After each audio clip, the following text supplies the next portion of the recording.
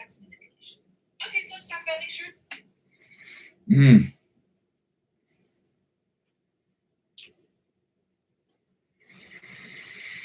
Okay.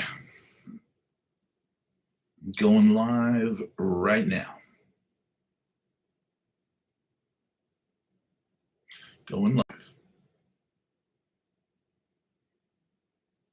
Very live. Right this minute. Okay. Now let's pull up some stuff here about what's going on in the world.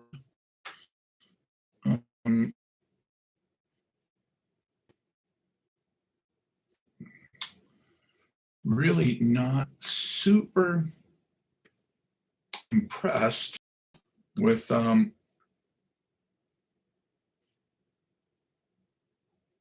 the economy's going. New numbers are out today.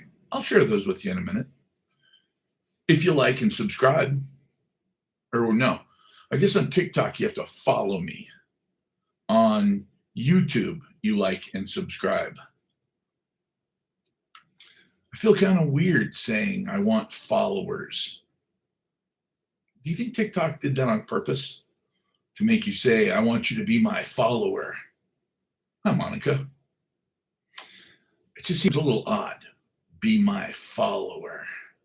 Follow me. Sounds more like something like, I don't know, Christ would say. Follow me. I say subscribe.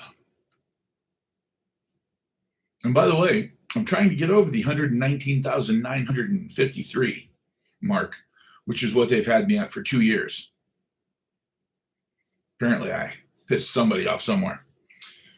YouTube, I am slowly but steadily building. I have a whopping 300 and something subs over there. So if you want to go to YouTube and subscribe, I'd be very happy about that as well. $500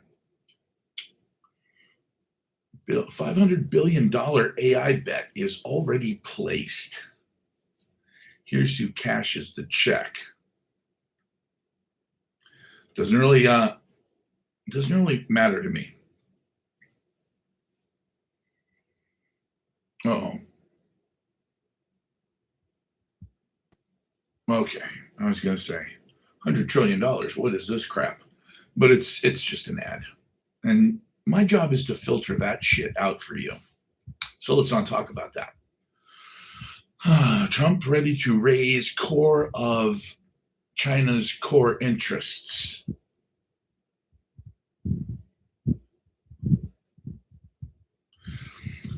I can tell you this, the unresolved Iran war is going to be big. When Trump goes over and talks to China and they go, hey, man, that's our ally, right? They're not building a bomb, right? If we wanted to give them a bomb, we would have given them one of ours. Kind of how Pakistan got a bomb from North Korea. So, yeah, it's not about the bomb, but they are going to be pissed because it does interfere with a lot of their energy needs, And their point's going to be, look, you took Venezuela, you're going to take over Peru and Chile and all these other countries, and you're going to have all the energy you need.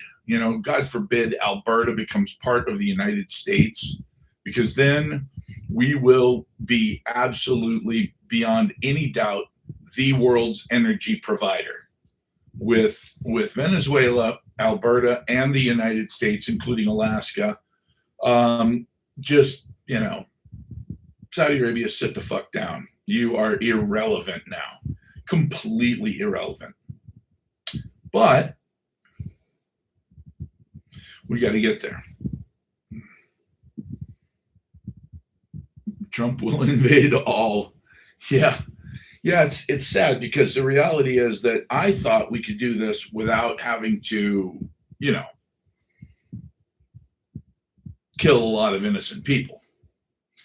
But apparently, I've got this sort of old school attitude of negotiating with people as opposed to just stomping the crap out of them first and then negotiating with anybody who survived. But, there's this old thing the CIA calls blowback. Some people call it karma. Some people call it the chickens coming home to roost. At some point, there will be a reckoning. And I hope it's not the reckoning I think. Exactly, the Don Rowe doctrine. I hope it's not the reckoning I think it will be, which is somebody pulling off some massive attack that wasn't pre-planned, like 9/11, that was actually organic, which, if that happens, look, the grid in the United States is absolutely pathetic, just horrifically vulnerable. And everybody knows it. Everybody admits it. So, when people say, oh, the evildoers are really, the FBI is solving these crimes and they're putting the bad guys on their back foot all the time. No, they're not. They're absolutely not. If China or Iran or Venezuela for that matter, wanted to shut down our power grid and watch the entire United States devolve into a complete cesspool of violence, they could do it. Well, that's a good question. Who are the bad guys nowadays? Ukraine is now reaching out to Israel saying, hey, look, we're fighting the same axis of evil that you are. Sure. Wow. Somebody used an old term. A Maryland lawmaker sounded the alarm that the Chi-Coms are among us. That's the Chinese communists.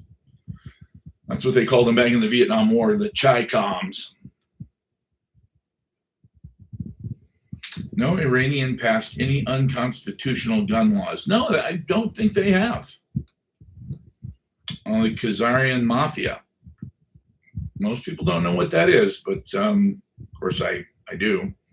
And I have a hard time arguing with that. 4 signs that Bitcoin has recovered to full bullish momentum. Now, when they say bullish, that's not short for bullshit. That's bullish.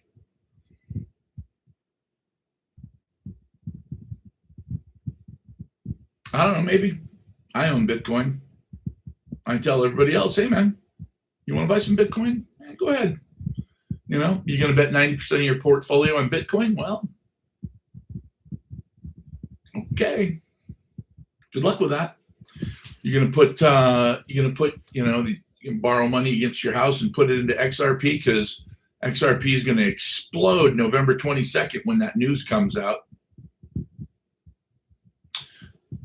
Wait, that was last November 22nd. Never mind. Forget it. Whatever. Apparently the news wasn't quite as explosive as everybody thought it was going to be when they were sending me texts and emails saying, dude, don't miss out. And I said, look, I like it. Turn of the year. I may even tell people to buy a little bit of it just for fun. Remember, I said that for fun. Well, shit. Let's find out.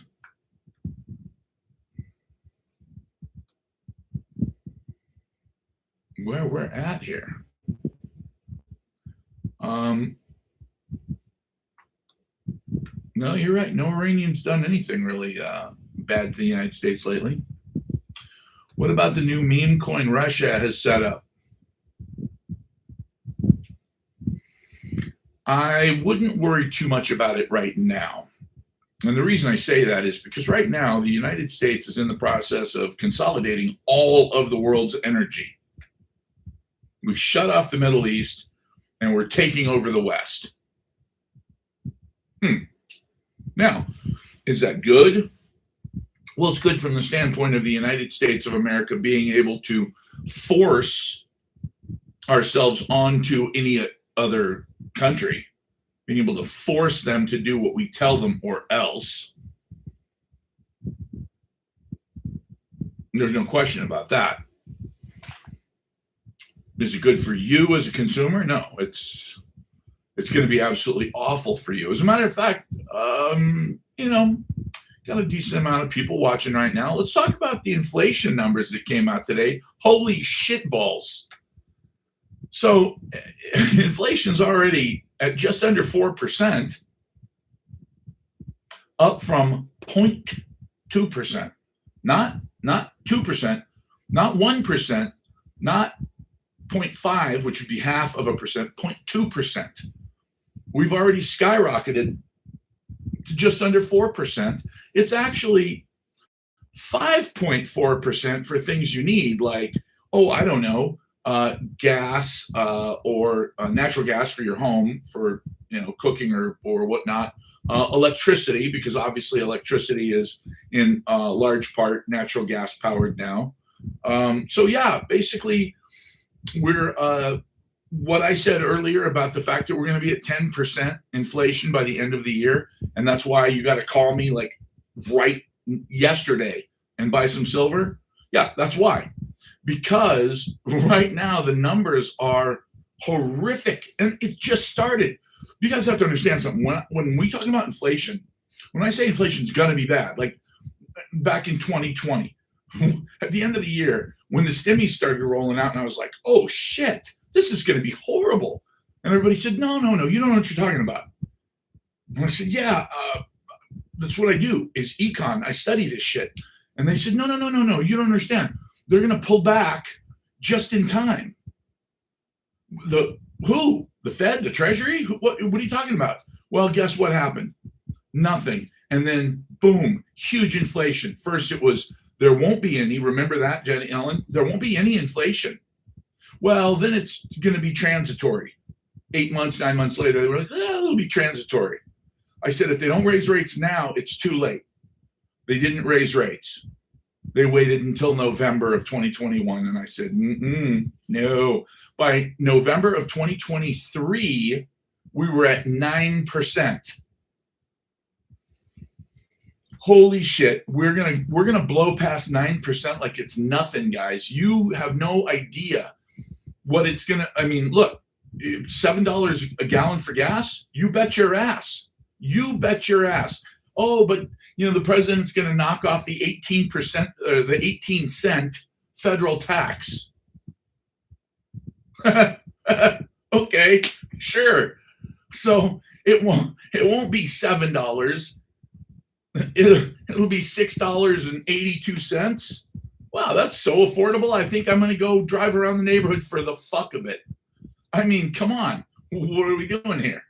This is so bad for the economy. I can't even tell you. Now, it's going to look like it's really good for the economy, though. Watch this. Watch how they spin this shit. Because this is really where the magic happens. Where they go, actually, gross domestic product, the GDP is way, way, way the fuck up. So high up that, well, the economy's never been stronger ever. Oh, they're not going to raise wages. That's not going to happen. 18,500 people own 89% of the assets and wealth of the entire United States. 18,500. Almost 90% of all of the wealth and all of the assets belong to those 18,000 people. You could fit that in a small hockey stadium. But that's the world we live in. Where do lies come from? Usually they start in places like government. Well, that's the thing. It's a very tiny club, and you are in it because you support it. Now, you don't have to support it, but the problem is, in order to not support it, we have to undo 5 decades of just nobody paying attention. The last 3 decades, the boomers have been either asleep or snorting something that makes them feel really good and they don't care. The 90s was such a fucking mess. And it was the last opportunity when the president, yes, the Democrat Clinton, cut defense spending so much that we actually had a surplus. The economy had a surplus. That will never happen again, ever. But we had a surplus of money. And just because we decided, hey, we're not going to piss away $1 trillion a year on enemies that don't exist. The USSR had fallen. We didn't know that the evildoers were everywhere, under every rock and underneath our bed and in the closet. Although, hopefully some of the evildoers that are in the closet that are senators and congressmen will come out of the closet. Lindsey Graham, Tom Cotton. Anyway, bottom line is this. We're in a situation right now where when I saw the numbers today, wow, Clinton was the last president to balance a budget.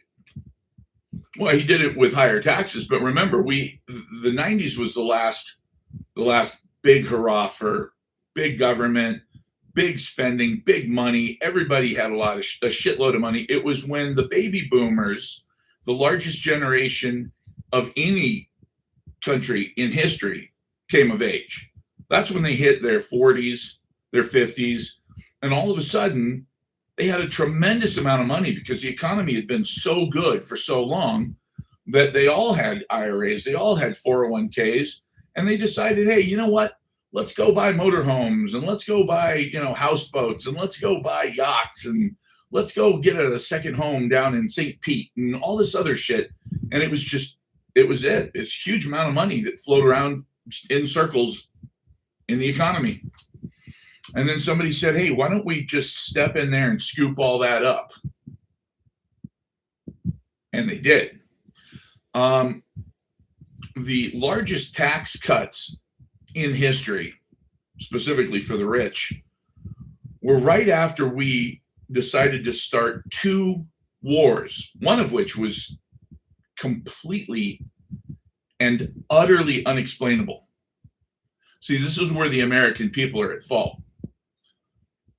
When they said we're going into Iraq, everybody said, Iraq?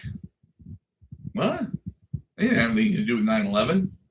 Yeah, but you know what? They might have. And we've been talking about the fact that Saddam Hussein absolutely hates Osama bin Laden.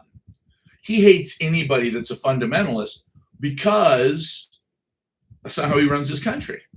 He doesn't like the fundamentalists. Never has. Oh, okay. So the fact that Osama bin Laden's Wahhabist, no, that doesn't fly in Iraq.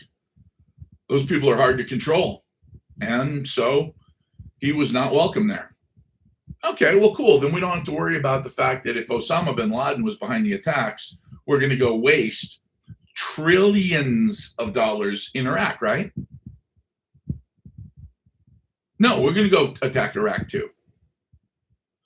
So at what point did the people of the United States say, no, I'm calling bullshit on this. There's just no way. The evidence is so bullshit that there's no way. We're not doing this. Nobody ever did. Nobody ever did.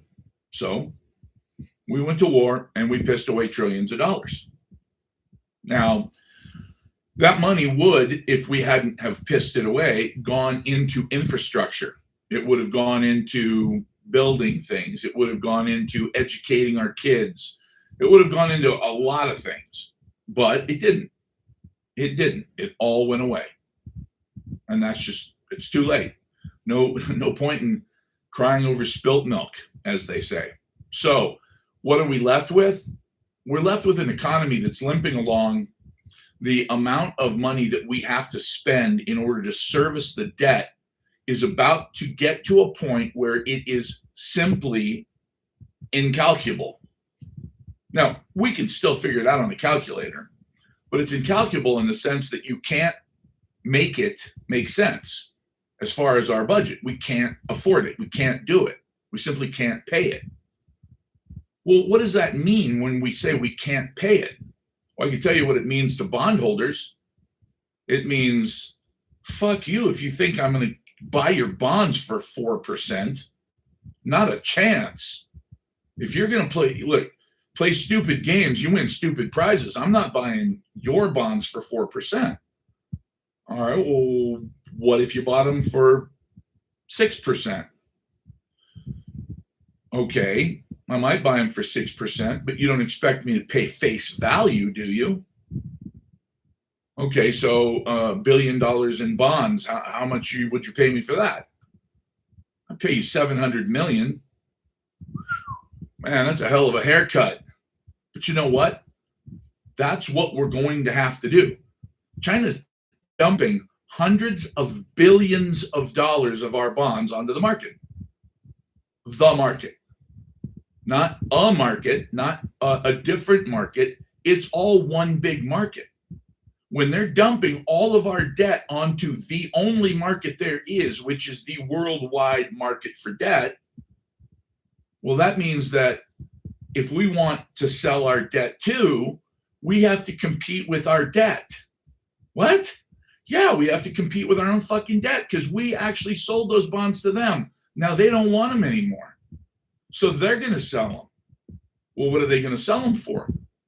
That's the big question. Are we going to get into a bidding war with ourselves where we have to literally outbid ourselves to attract new buyers? Well, I mean, there's always Japan. Oh, no, they just announced last week that they're selling $70 billion of our bonds as well. Well, shit. This is not good. Well, luckily, Social Security and Medicare only account for $109 trillion in debt.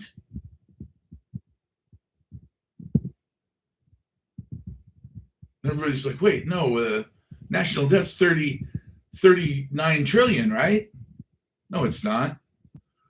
See, when you call something, I'll give you an example.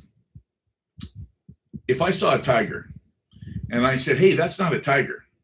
That's actually a kitty cat with stripes. You'd say it weighs 700 pounds and it's stalking us and I'm pretty sure it's going to kill us. That's a tiger. No, man, that's a kitty cat. It doesn't really matter what I call it because unless we got a mode of transportation that's faster than, say, 40 miles an hour, we're about to get eaten. And that's exactly what's going on here.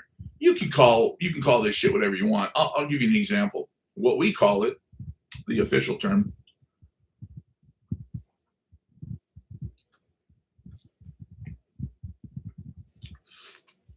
We call it unfunded debt or liabilities.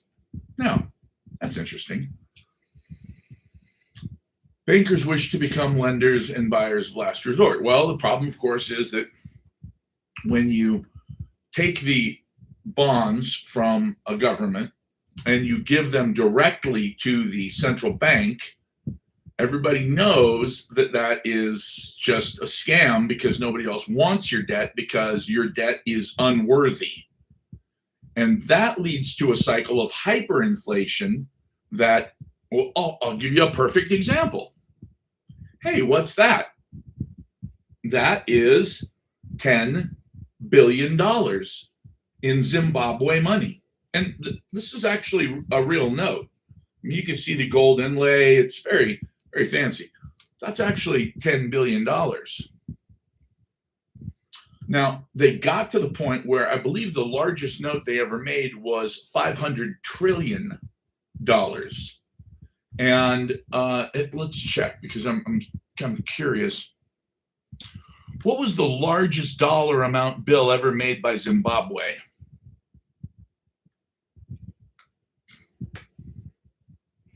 I was close. It was $100 trillion. God, I want one of those. There's so many zeros on it. It's so pretty. Oh my God, that's so awesome. Well,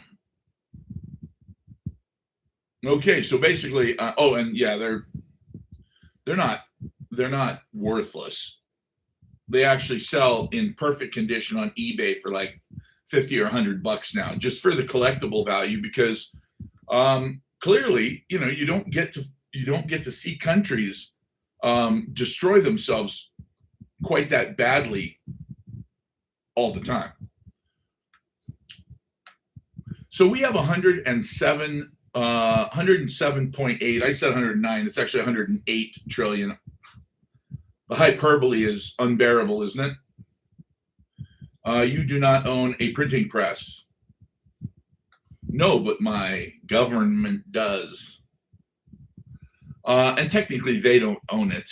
They don't print money. The Treasury prints bonds, which they allow major commercial banks to front run. And what I mean by that is the banks go and they buy the bonds in bond auctions from the government.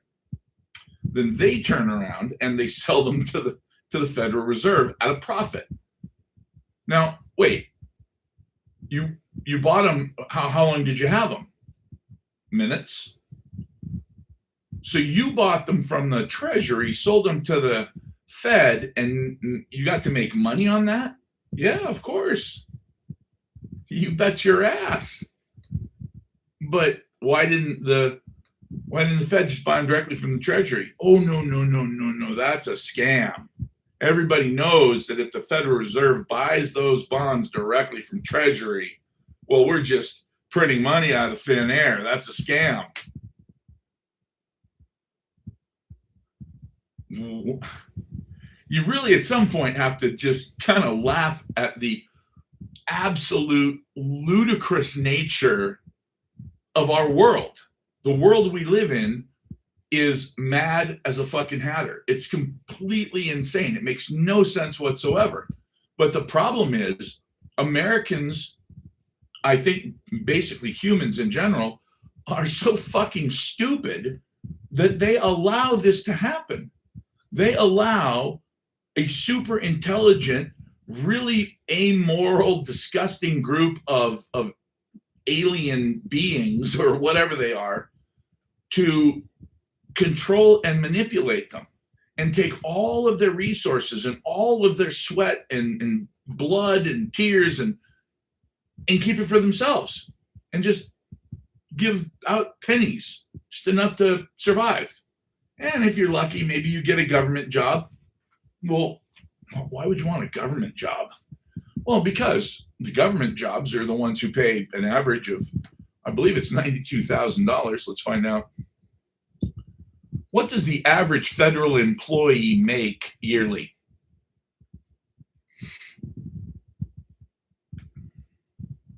Oh, fuck me. It's worse than I thought. It's $106,000. That's the average. That's fucking crazy. That is absolutely crazy. Wow. That is just special. Now, the good news is, and there is good news here, the good news is that $106,382 a year average is much, much, much less than we paid Dr. Tony Fauci at $460,000 a year. The poisoner in chief got lots of money. He actually was the highest paid federal employee. He made more than Donald Trump. Well, of course, everybody knows Donald Trump doesn't need money. He's like the richest man that ever existed in history. So it's wacky. What's going on? Nope. No, that's not how the system works. It doesn't work that way. All right, so let's see. We've got U.S. national debt, $39,235 billion. Okay. Yeah, absolutely. Imagine if you're married and you and your wife each made $106,000. And you go into a federal building and you try to get an employee to get off their ass and do anything. And it's like, Nope. Nope. And by the way, fastest way to lose your job as a federal employee is to be overzealous. You get in there, roll up your sleeves, and work your ass off, you'll get fired. They will punish you for making the rest of them look bad. That's a fact. And I know that from personal experience. I knew somebody who was so excited about their job. They went in early, stayed late, worked through lunch, and they were told under absolutely no circumstances were they ever to work late, get in early, or stay for lunch, and slow down. Because look, this is a lifetime career. You're not going to get it all done in a day, so just chill, like the rest of us. Wink, wink. Oh, so you mean I make $106,000 a year, and I get to be lazy? That's a fucking dream come true for some people right there. Not naming any names. Oh, you live outside DC. Holy shit. Yeah. Yeah, it is what it is. All right, so here's the thing. $39 trillion is the national debt. That's debt. Okay, now, debt is money that you owe. Now, it could be a different kind of debt. I owe you my life, man. Okay, it's pretty serious debt. Here's my point, though. We're talking about money debt. So the national debt is money that is owed, and it's $39 trillion.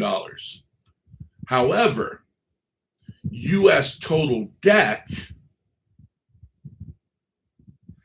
this is including unfunded debt and liabilities, which is the same thing. We're talking about 107 trillion plus 39 trillion. So 140 trillion. $140 trillion.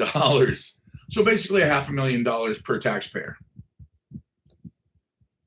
Well, constitutional money, I mean, if you look at Article 1, Section 8, Section 5, Clause 8, it says that, the Congress has the ability to make money, and in the form of coinage out of gold and silver. So, and it doesn't limit it to gold and silver. It could be copper, could be nickel, hence the name nickel. And then the Congress sets the value thereof. So they can say, hey, look, this is a 1 ounce gold coin and it is worth $100 million. What? That's what they say it's worth. The Congress decides what money's worth. So they could take this one little silver coin right here and they could say, look, this thing is worth $500. Okay. So what's gold worth? Well, the Coinage Act of 1792 specifies very specifically that it has to be 15 to 1. Okay, so 15 to 1 would be what? What is that? Let's see. $5,000 and $7,500. So it would make gold $7,500 an ounce. Now, is $7,500 gold, $7,500 an ounce gold, is that possible? No, it's not possible. It's absolutely guaranteed. It's guaranteed. If you don't think gold's going to go to $10,000, you're out of your mind. You're insane. 20 years ago, it was $300, 300, and now it's almost 5,000. Well, you think it'll double? Well, has it doubled? It's gone up thousands of percent. Why? Because the more of this crap we print up, the less each one of these ass wipe toilet papers is worth. One of these used to actually buy something. Do you remember the dollar menu? when it had more on it than just, I don't even know if there is such a thing. And if there is, I don't know what's on it. But God, you couldn't call it food. There's no way you could call it food. Mm-mm. I absolutely don't believe that. Right now, by the way, our debt to GDP ratio is 122%. No country has ever gotten that high and survived. Japan is twice that much. They have a completely homogenous society that is all the same religion. They all look the same. They're all on the same team. They all play by the same rules. They agree on that. They're very ethnocentric and proud of their country because it's their country. And they're still in really deep shit. They have barely recovered from 1990, what was it,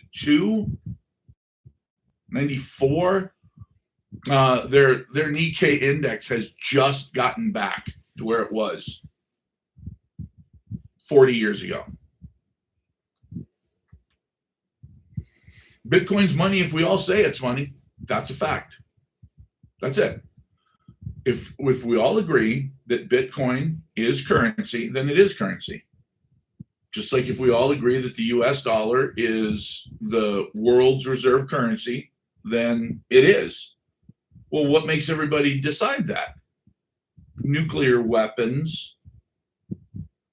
The fact that if you don't agree that the US dollar is the world's reserve currency, will Iran, Iraq, Afghanistan, or Venezuela your ass?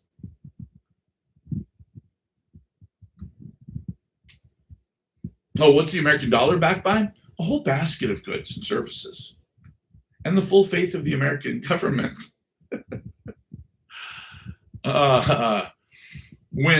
When Nixon took us off the gold standard temporarily, watch the speech. It's fun, from 1971. He ended the convertibility of the American dollar into gold temporarily and instead replaced it with a basket of different items. Because, look, the United States, we manufacture everything for the world.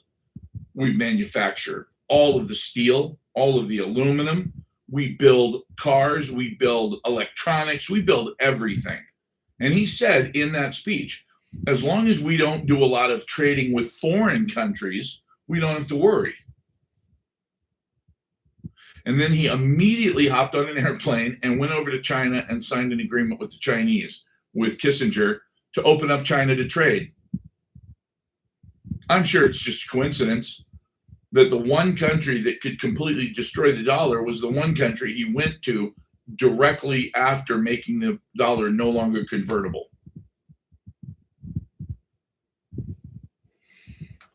I don't know. Let's see here. The Nikkei.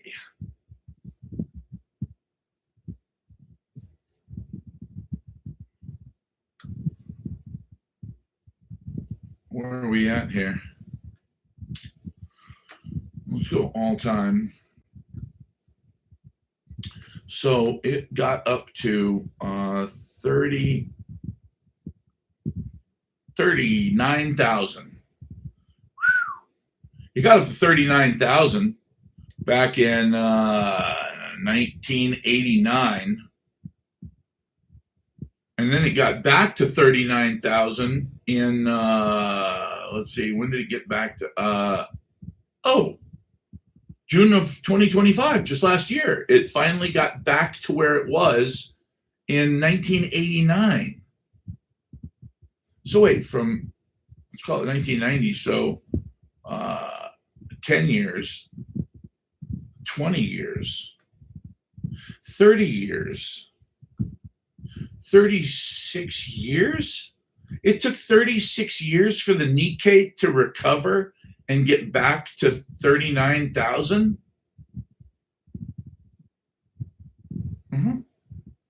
Well, that couldn't happen with the United States because we're not lazy like the Jap.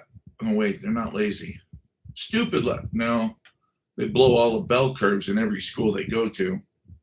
Well, I guess Yeah, it could happen to the United States. We could fall into a long term downslide like that.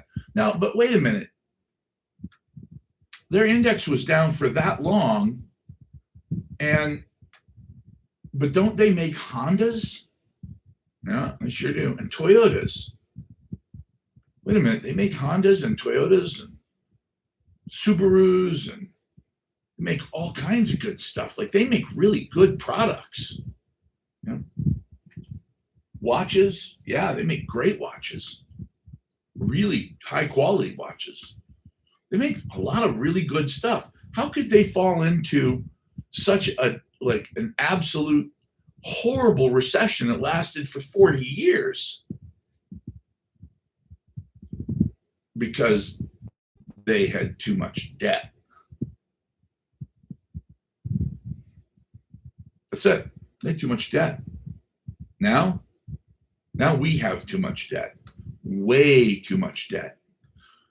Are people saying, hey, don't worry about the debt, we'll just grow our way out of it? Yeah, absolutely.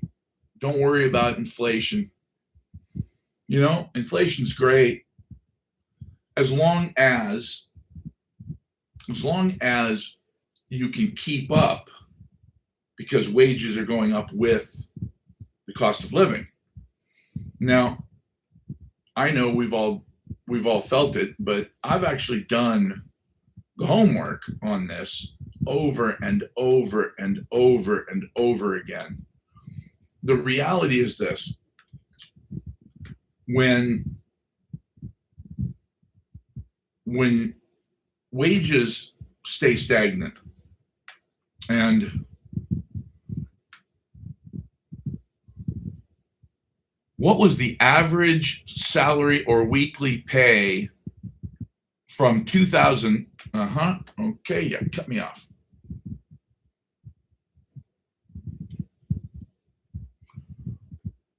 What is the average weekly salary for a worker?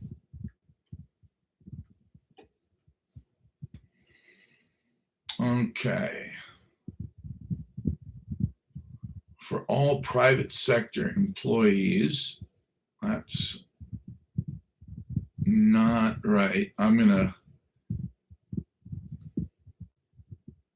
You got to be careful when you ask these questions, because what happens is there are a lot of different ways to answer this.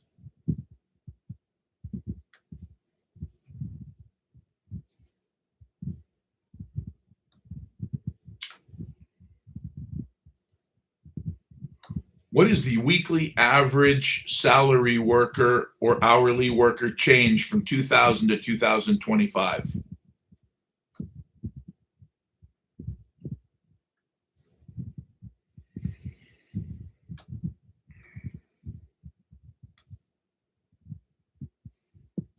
Okay, now they're saying that the median weekly earnings, okay, nominal growth.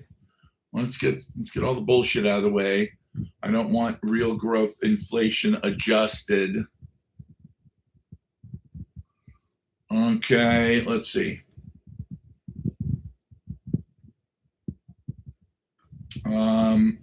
Inflation adjusted, wages have risen roughly 11 to 12% since the mid 2000s. Boy, is that ambiguous as hell, isn't it? Don't you love how they do that?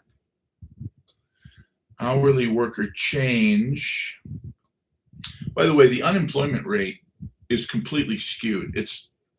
It shouldn't even exist anymore, because they consider each job that you have, if you work at 3 different jobs part-time, each one of those is considered a job.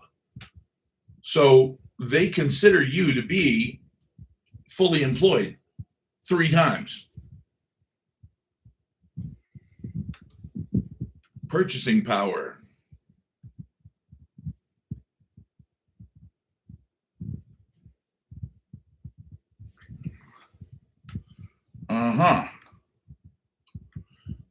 They say that wages have jumped 78%, but the buying power because of inflation has only gone up by 11%.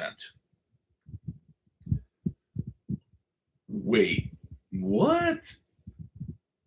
Minimum wage was $5.15 in 2000.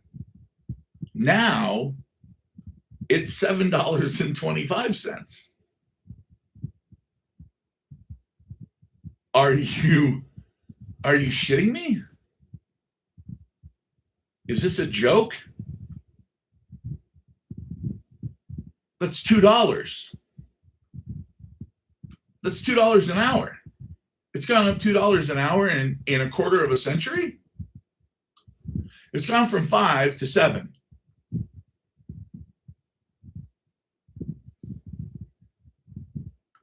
And the last time it was increased was 2009? Wait, this is impossible. This is so pathetic. I don't even know, like, where do you even start with something like this? Oh, Jesus.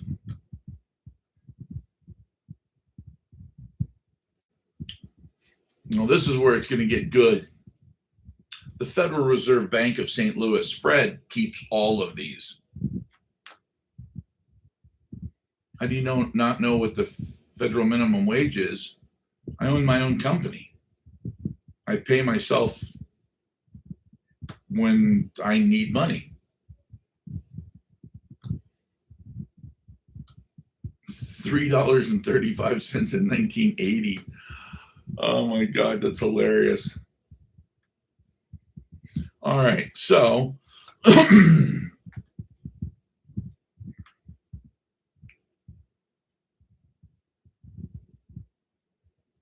let's look at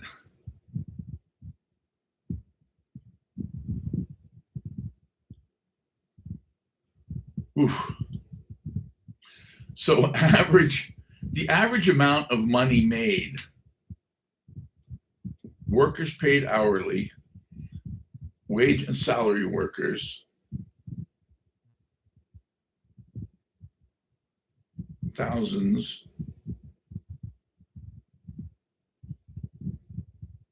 What are we looking at here? Oh, okay. We're looking at the amount of teenagers working. I really couldn't care about that. Employed full-time. Okay. Well, employed full-time is big because not a lot of people are employed full-time.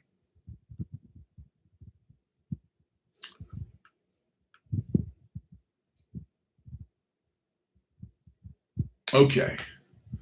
Median usual weekly real earnings. Employed full-time.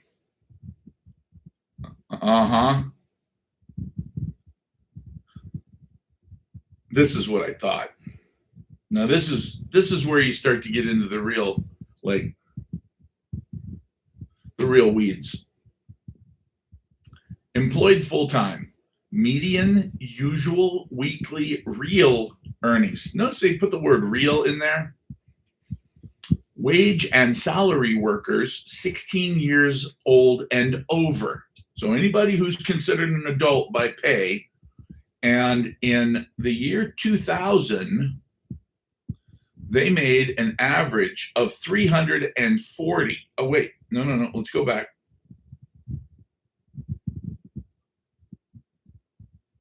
$335 per week. $335 per week. Now, 26 years later, they make an average of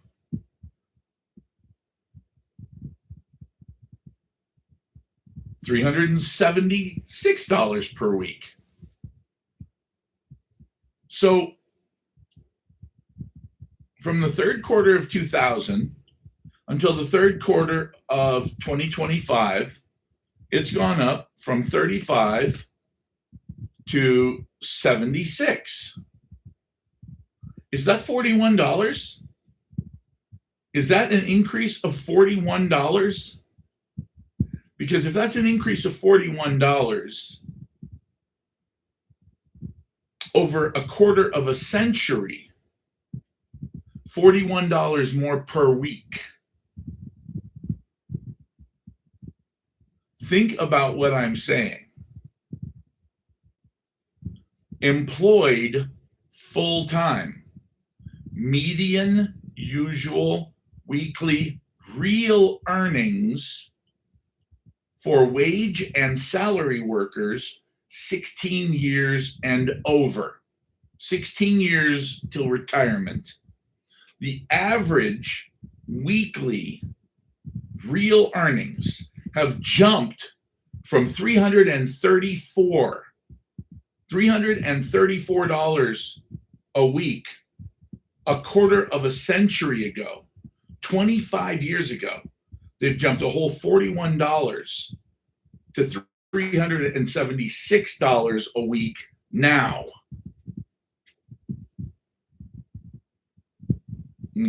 Texan, really?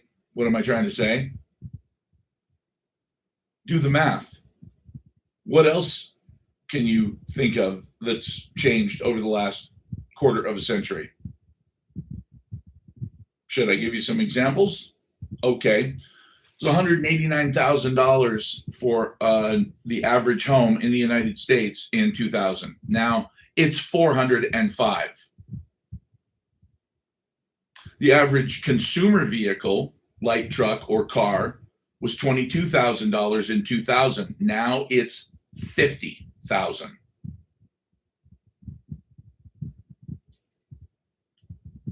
Well, it sure would be nice to have a national boycott. Just a couple days where everybody says, nope, nope. Doesn't work this way. Because the reality is this.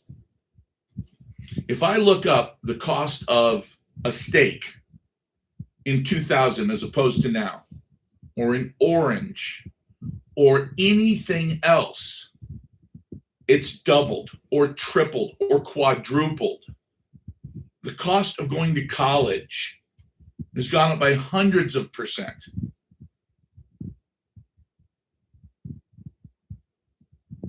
So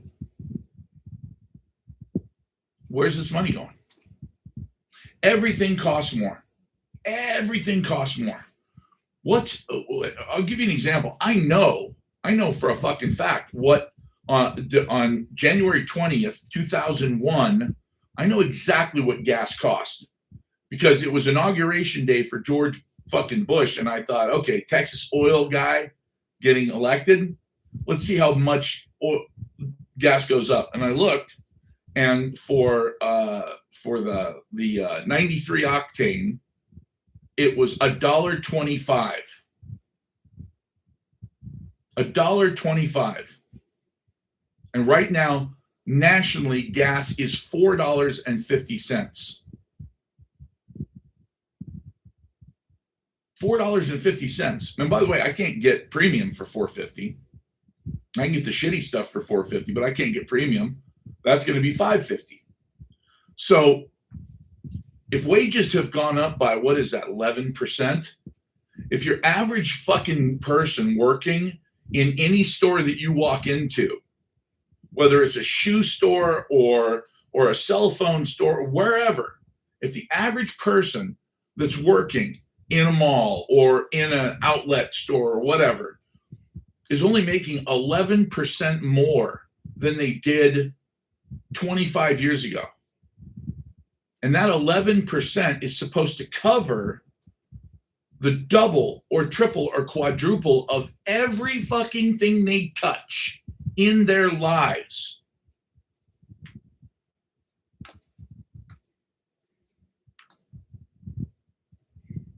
What was the average cost of rent in the United States in 2000?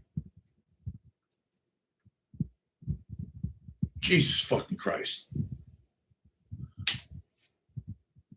$600. $600. What? Guess what? It's gone up more than 11%. Yeah, a 50-year mortgage. Now there's a hell of a solution. Look, we're not going to let the fat cat lying sons of bitches who are in charge of usury. We're not going to let them make less. But what we will do is we'll let you be in debt for your entire life. Oh, okay. So wait, if I buy a house when I'm 20, yeah, you'll pay it off right before you die. But of course, you can't retire because, if you want to retire at 55, 60, 65, no, you can't. You got this thing hanging over your head. Or an 8.5-year car loan. Look, I remember my dad told me very specifically. He said, if you've got to borrow money to buy the car, you can't afford the car, son. And then he went and paid cash for a Chevy pickup truck in 1980. Handed him $4,600. We drove away in a brand new Chevy pickup truck, a little step side, short bed, cool ass truck. And by the way, it was 79. That's why we got such a good deal on it, because the 1980s were about to roll out. So, again, average median rent was $602. Wow. That's amazing. See? It's a thing. Compared to wage increases. Well, what is the average cost in the United States of rent in 2026?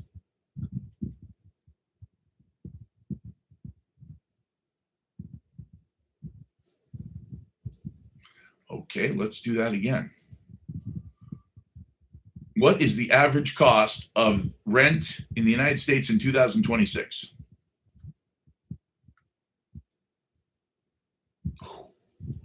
$1,750.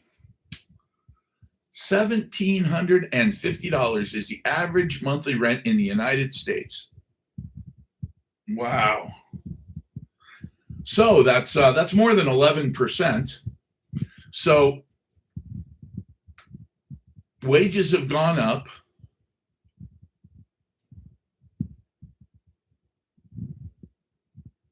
Wages have gone up by what we figure 11. What percentage jump is 342 to 376?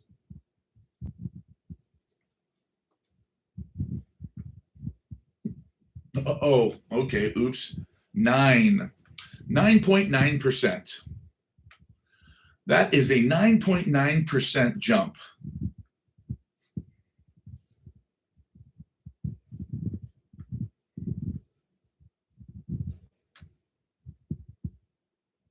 All right. Well, let's do this then. Let's go back to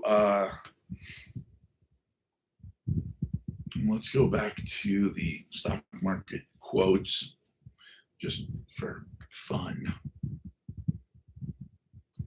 Let's go back to the stock market.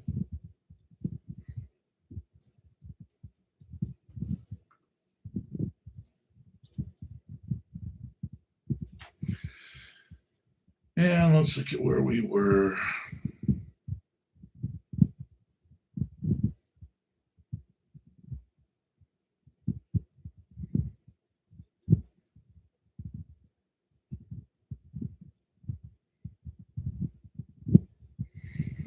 Okay.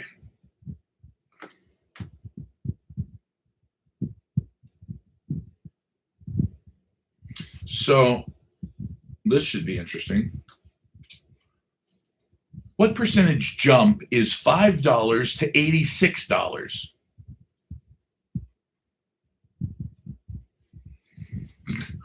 Okay, well, there you go.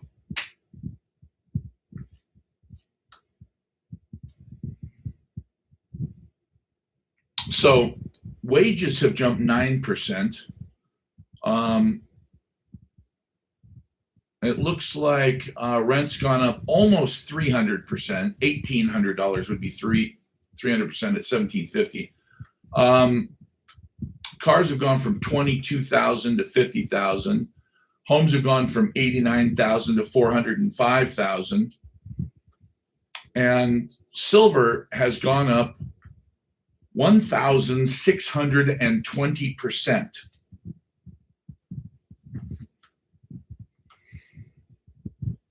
I'm going to say that again. Silver has gone up 1,620%. From $5 to $86 is a 1,620% increase.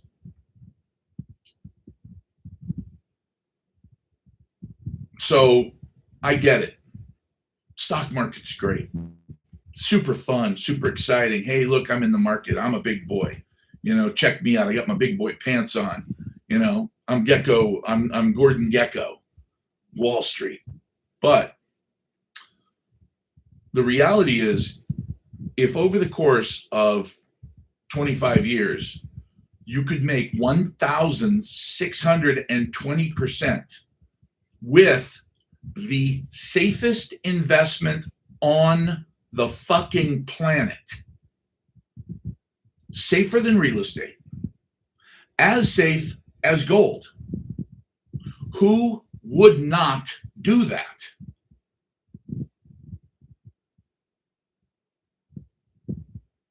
Now, I know you're thinking, well, it's already 86. It's too late now. That's exactly what people said when it got to 5. Because in 1970, 30 years prior to that, it was at $1. They were like, damn, I already missed out on that huge jump from $1 to $5. God, that went up more than my house did.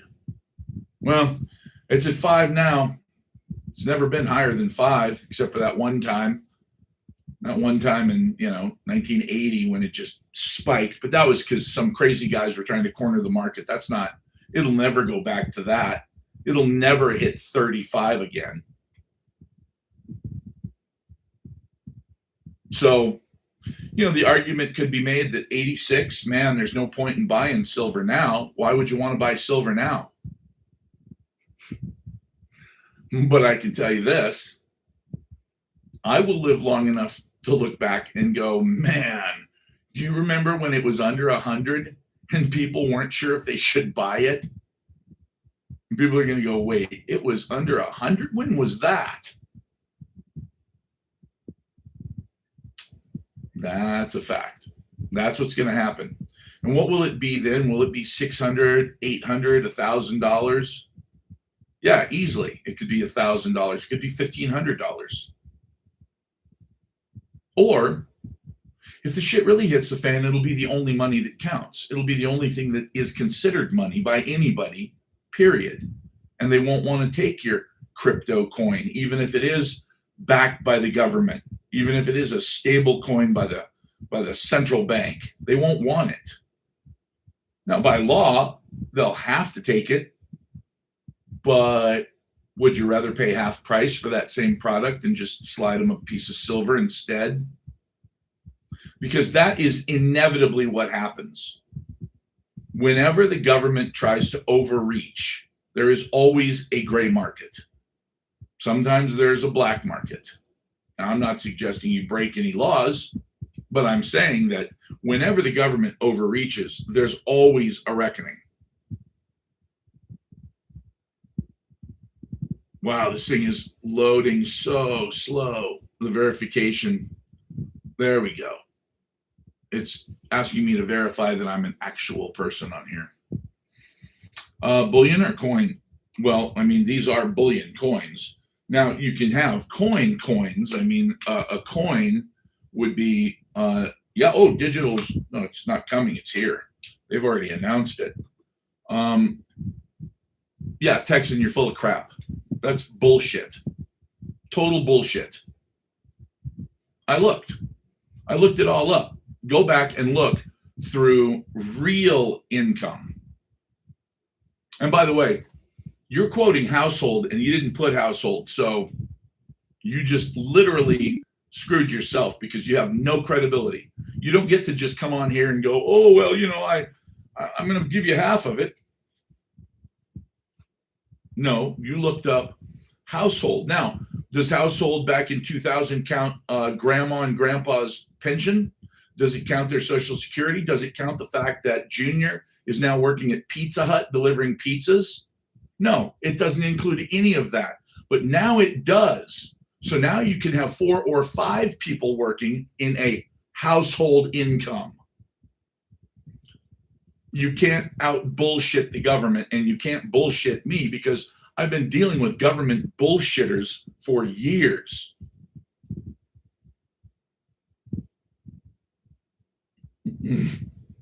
Well, you could say that smuggling is a patriotic profession since all the patriots did it. But yeah, this is an actual coin. Coins are more in demand than bars. Yeah, bars are good too. And it's weird. Believe it or not, there's a lot of bars that people really want bars. It's odd. Well, it's starting to move again, no question about it. And again, how long has it been stopped? A few months? Ooh. But what's it done over the last 5 years? It's just gone up and up and up, and it goes down a little, and it goes up some more, down a little, up some more. Look, just a few years ago, we were talking about, actually, what was it? A year ago? Holy shit. Let's go back. 5 years ago, when I started this company, we were at 22. Now, did it drop lower than that? Yeah, it got all the way down to October of 2022, got down to 18. Oh my God. Yeah, see, 17 to 25, you're going to make a fortune, man. $18. It was $18 in this decade, not in this century, not going back to 2020 to 2000, not going back to the 90s, going back to just COVID. It was $18. And now it's pushing 100 again, and it will.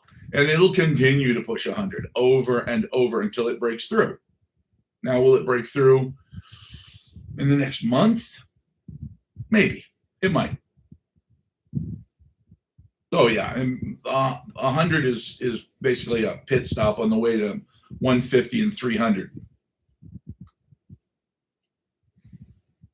Man, I got to tell you, I feel bad for anybody in Canada because I literally had a couple that was going to buy $1 million worth of silver from me. And this was 2022, beginning of 2023, I think. So they were going to buy it at about $20. Here's the crazy part. When they went to wire the money, the government in Canada, I never heard this before, told them that they had too much money and they couldn't move it. And so what they were going to do was they were going to put this couple on a stipend. Basically, they were going to meter out their own money to them, and it was going to be $5,000 a month. And I said to them, "You're kidding, right?" And they said, "No, we had no idea this was even possible." And I mean, these are, look, if you've been doing this a long time, if you've been dealing with people for a long time, you can tell the bullshitters. This couple was older, retired couple. They weren't bullshitters. These were like salt of the earth, good people. They'd been in farming their whole life. That's how they made all their millions. And it wasn't like they were super rich. They didn't have $100 million or anything, but they had a couple $1 million. And they were right just north of the Canadian border. So they were in some really rich farmland. They sold their farm, kept a little, 40 acres or whatever. When they told me that, I said, "Well, what are you going to do?" And he said, I don't know. We're going to call a, lawyer, barrister, whatever they call them up there. We're going to call an attorney and see if this is possible, if this is legal, that they can do this to us. But I thought to myself, think about it. If you had $1 million in a fund and you wanted to send it to somebody and the government steps in and says, no, we're just going to hang on to it for you. We're not taking your money, by the way. We're not taking your money. But you can't spend it, except for the part that we give you as an allowance. And it's like, how can you give me an allowance of my own fucking money? That's when I realized Canada's not Canada anymore. I understand why the people of Alberta are so pissed, why they want to get away from the Canadian government, because I've never heard of anything like that in my life. Like, that's crazy. You go out and with your own hands, you make $1 million, and then the government tells you, no, slow down there, sweet pea. You're not sending that out of the country to buy precious metals, even though the precious metals are coming back into the country after you pay an enormous value-added tax. Okay, so why can't you have your own money? Because the government's in control. That's when I knew that, okay, what I thought Canada was growing up my whole life. My whole life, I've always looked at Canada and I've seen just a bunch of, like, I guess the Mr. Rogers types, like these are the Mr. Rogers people of the world. They're always very polite. They're nice. There's a few crazy ones, but even the crazy ones are kind of fun, and it's like, well, no violence. They're not violent unless, of course, unless you want to, play hockey, and then they'll knock your teeth out in a nice way, of course. But it's like, what happened to the government? How did it just change overnight? It went from common sense. Everybody had guns up there, but nobody shot each other with them. That was uniquely a 90s American thing where, we shot each other, but they didn't. So anyway, it's really sad to see that Canada is gone. But if that means that the United States gets to have Alberta, man, I'm all about that. I am all about having Alberta. Talk about awesome. I mean, that would change the complexion of our economy completely.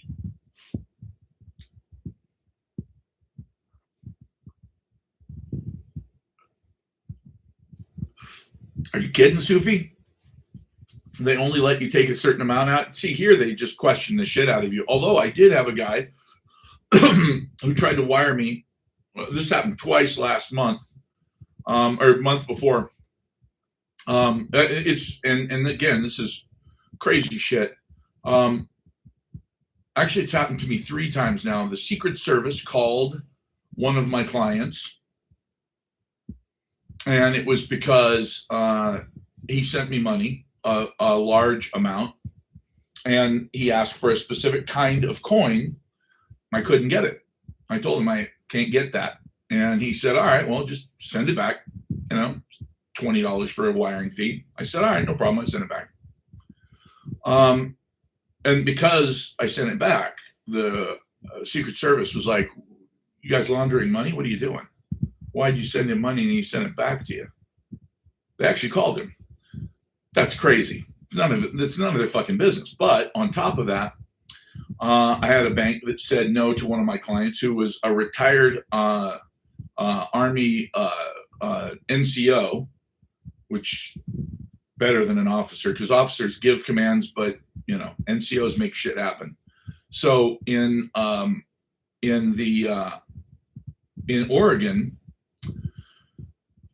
he went to his credit union And said, yeah, I just, send him 100,000. And they said, no, no, no. And he said, no, I want to bank wire him $100,000. I know him. And they said, doesn't matter. And he said, what do you mean it doesn't matter? I know him. I totally trust this guy. And they said, yeah, well, that's good for you, but we don't trust him. And he said, why not? And they said, well, his house was once used as an Airbnb location. Yeah, I didn't live here then, but it made sense because really nice houses in Scottsdale and the surrounding area in the wintertime when there's like the LPGA thing and all that shit, you can literally rent your house, whatever your mortgage is, say it's $3,000 a month. You can rent your house for that much a night.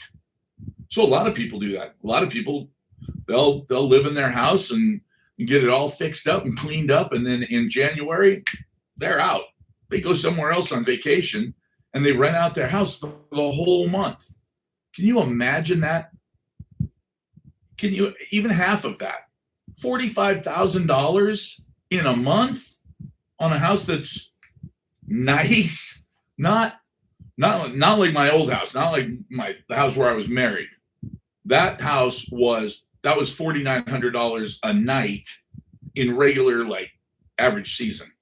That place was fucking huge, but just a normal house. So yeah, of course, everybody does that.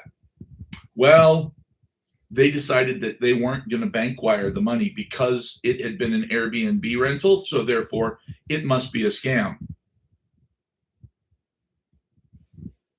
So I got on the phone with them and I said, look, I appreciate that you think I'm a scam, but you do see that I'm a registered bullion dealer in the state of Arizona.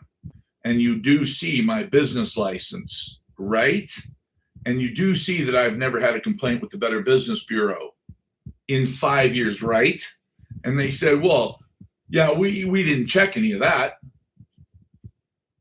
And I said, wait, you checked Airbnb, but you didn't check to see if I had any complaints with the Better Business Bureau or if I had a business license?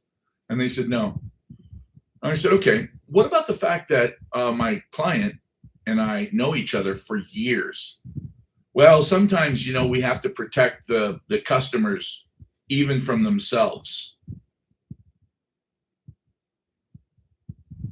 When she said that, I said, you have to protect them from themselves?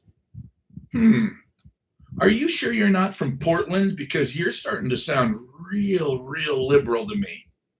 Oh, that was it. She was pissed.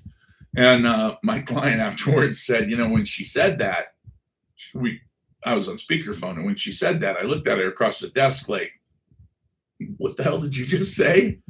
They have to protect you from yourself. Wow. Yeah, they're going to help us. And the way that they're going to help us is they're going to make sure that we don't do anything that's not in our own best interests. And of course, they know what our best interests are. So all they have to do is take care of us. Oh, man, I'm glad you did too. I'm glad you got silver because the reality is, yeah, Portland is such a shit show now. It used to be such a cool place. I went to Portland in the 90s and it was just kick ass. Now it's just ass.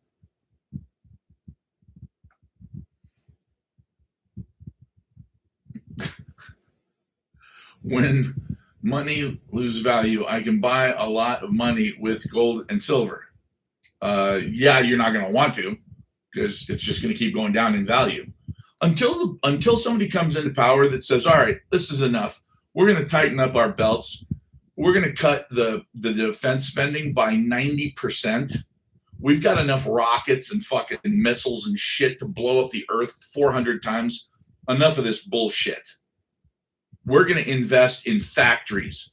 We're going to make sure that if you want to go to school and you want to study how to be a psychologist, fuck you. You want to learn how to make pottery? Kiss the government's ass. You want to actually become an engineer, a mechanical engineer? You want to learn how to become a machinist and operate a lathe? You want to do something with your hands that actually makes this country better? And by the way, makes you $40 an hour minimum, it's free. Why not? Free trade schools? Why not? Why the fuck are we not giving away trade schools? All these idiot kids, these fucking dummies that are just like, they can't get better than a D, like me. Send them to trade schools. Well, but we've got to tell you about what happened, way back in the 14th century. Okay, that's great. That's neat. Super fun. But that's not going to help save the United States. And what do you teach kids about money? Oh, well, we don't teach about money. That's mommy and daddy's job. Well, mom and dad are working 47 hours a week each and don't have any time for Junior. Well, then let Junior learn it from TikTok. Oh, doom scrolling. That's going to help. So my point is, like, you want to go to school and you want to study, you want to study humanities. Yeah, kiss my butt. No. Gender studies. No. How downtrodden your group of people has been for the last X amount of. No.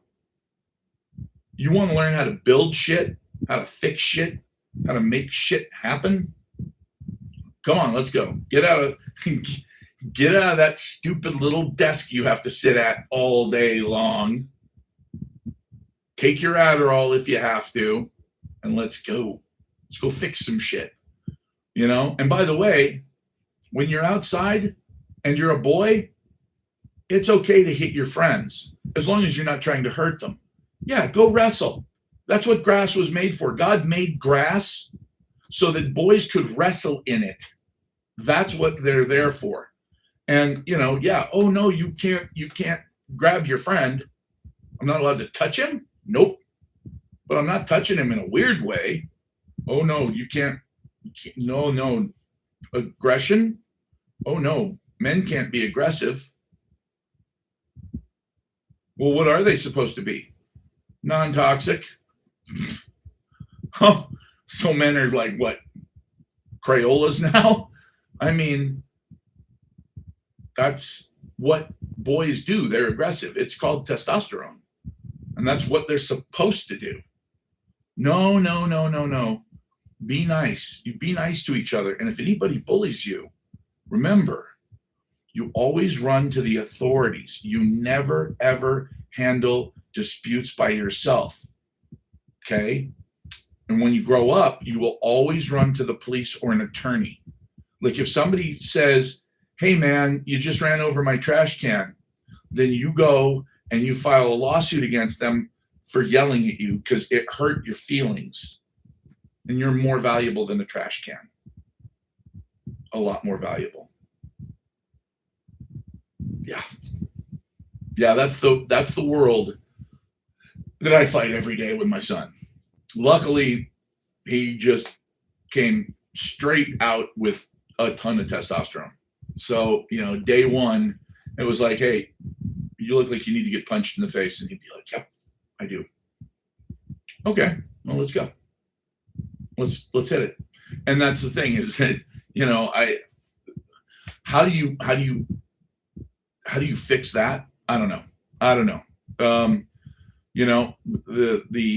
The amount of testosterone that my generation had was supposed to be 20% lower than my father's generation, which I have a hard time seeing that, but then that was just my own experience of, growing up with my buddies and beating the hell out. I mean, we used to have slap fights that went on for hours, like literally 45 minutes in, my shoulders would be on fire. My face would be a little red too. Not going to lie. My buddies were very quick and they were all older than me. So, get the shit slapped out of me a few times, it's all love though. And then of course, putting your hands up and telling your friends to, slap your hands We would do that until literally we could not even feel our hands anymore. Our fingers would be so like just throbbing. You couldn't even feel your fingertips. And that's how much we would do that. And is that necessary? I don't know. I mean, if you want to be a race car driver, fighter pilot, you want to be a quarterback someday, you want to have hand-eye coordination that makes a ninja look like an old lady. Yeah, it's absolutely necessary. That's why we did it for. You want to talk about doing it, slapping each other in the Marine Corps? Whoa, nonstop. Now that is toxic masculinity because we were toxic. We, in the Marine Corps, yeah, grunts are toxic. There are some that are very, very, very nice and they're gentlemen, and that's awesome. But most of them are just nuts. Yes. See, that's the thing. How do you fix this country? It's easy. It's so easy. No. Okay. Wrong choice of words. It's simple. It's not easy. I'll give you an example. Climbing K2 is one of the most insane challenges that a mountain climber will ever face in their life. You can't pick a worse mountain to climb because not only is it extremely tall, but on top of that, it's extremely technical. One mistake, you're dead. K2 doesn't allow for any kind of mistakes to be made.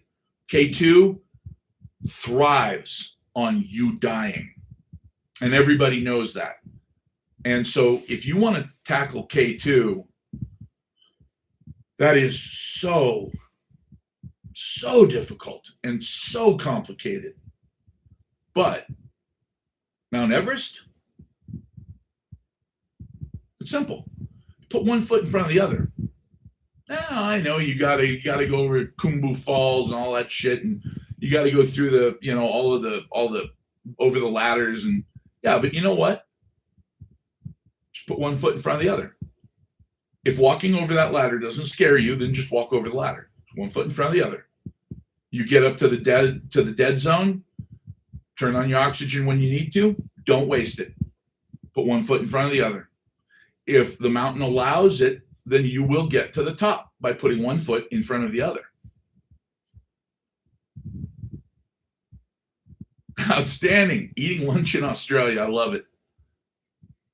Anyone can make base camp. Well, keep in mind that there is pulmonary edema, and that's a bitch. And the worst part is that pulmonary edema, that can hit you the first time you go or the 15th time you go. You could climb Everest every day for a year, and then one day you go up to base camp, and all of a sudden, you can't breathe. Why? Well, your lungs are filling up with fluid. Why? Who the hell knows? I don't know, because you ate fucking Lucky Charms for breakfast? Nobody knows. So pulmonary edema is kind of a bitch. And there's only so much adrenaline that you can pump into somebody to get them off the mountain. But other than that, T-bone steak. You guys in Australia can still afford steak, huh? Well, that's good. Well, Sam, releasing the Epstein files would start the healing. Yes, but the problem is that, Trump wasn't exaggerating. Trump's a weird dude, man. He says some really off-the-wall shit, and sometimes he says the truth. Absolutely, just the truth. He just says it out loud. And sometimes it's very clever. It's a good idea. And so it's, catches people off guard with his honesty. And it's like, whoa, okay. And other times it's the worst thing he could say. It's the dumbest thing. It's an admission that is going to cause him a tremendous amount of problems in the future. And nobody knows why the fuck he did it. But that's just Trump. And one of the things he said was that, and he's the one who said this to Pam Bondi, and then she turned around and said it publicly. He said, we can't release those names and bring down the whole system. And of course, he said to what's her name from Georgia, that look, if I release those names, a lot of those people are friends of mine and they're going to get hurt really badly. Okay, well, you realize, yeah, I know, Zach, that's my point. Think about it. Marjorie Taylor Greene, exactly. But think about it. Did you really say that you can't release those files because it would hurt your friends? Yeah, he said that. Okay, well, that's honest. That's honest. That's fucking horrendous. You and me both, Tom. That's that's one of our Australian friends, and you know what? A lot of us feel the same way, man. Hey, look, I didn't love Trump's personality. I wouldn't trust him to babysit my daughter, but did I trust his ability to perhaps shake up the economy and make it work better? Yeah. This thing with Iran, I get it. Like I understand this better than most people in the world. There are very few people on earth that understand what's going on with the whole world right now. World War III, why we're doing it, why we're starting it, how we're going to benefit from it. And yes, we're going to win. We're going to win. We're going to lose the Iran war. Write it off. We're going to lose that war. Write it off. We're going to win in the long term because we're going to become the world's gas station. Period. We are going to become the world's gas station. When the UAE left OPEC, they broke OPEC. You can't have one guy that leaves your gang. Like when you're the mafia and one of your dons decides to go out on his own and cooperate because he wants to be outside the mafia, well, we know how the mafia would handle that. But if you couldn't handle it that way, if he was above that and you couldn't touch him, you'd have some problems. Like everybody's going to be like, oh shit, now what do we do? One of us left and left the rest of us really exposed. Yep, that's exactly what happened. So now OPEC, which by the way, in and of itself was absolutely no question in anybody's mind, if you just stopped and thought about it for 1 minute, OPEC is a criminal organization. It's a criminal organization. Well, I mean, how so? Because it's a cartel. Cartels are illegal. Why are cartels illegal? Why did the Germans get busted for all agreeing to make a certain amount of changes to their cars, but not more than those changes because they all wanted to make money? And they got busted for it. Why? Well, because when you're doing everything together and you're not competing, but everybody thinks you're competing, it's called collusion. That's what RICO is all about. RICO exists. The RICO laws exist because conspiracies are real, and that's what a cartel is.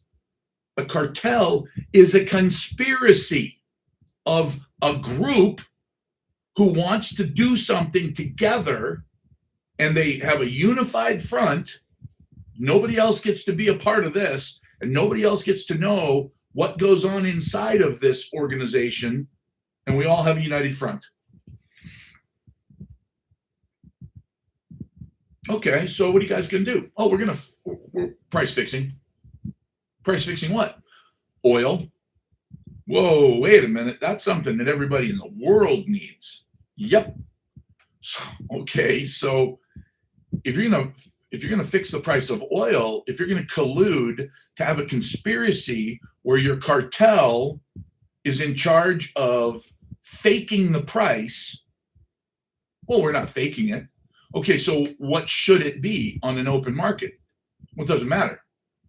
Well, but if it's not an open market, then it's collusion. Yep. So wait, why does OPEC get to do that? Because they said they would. Well, no. You see, Congress, you have to have, in order to be a cartel, you have to literally have a product or a service that you've decided only you and the guys around you or the girls around you know what you're up to. I'll give you a banking cartel. When we found out that the LIBOR, the London Interbank Overnight Rate, the LIBOR, which makes credit cards have their rates, which makes car loans and mortgages, it affects everything.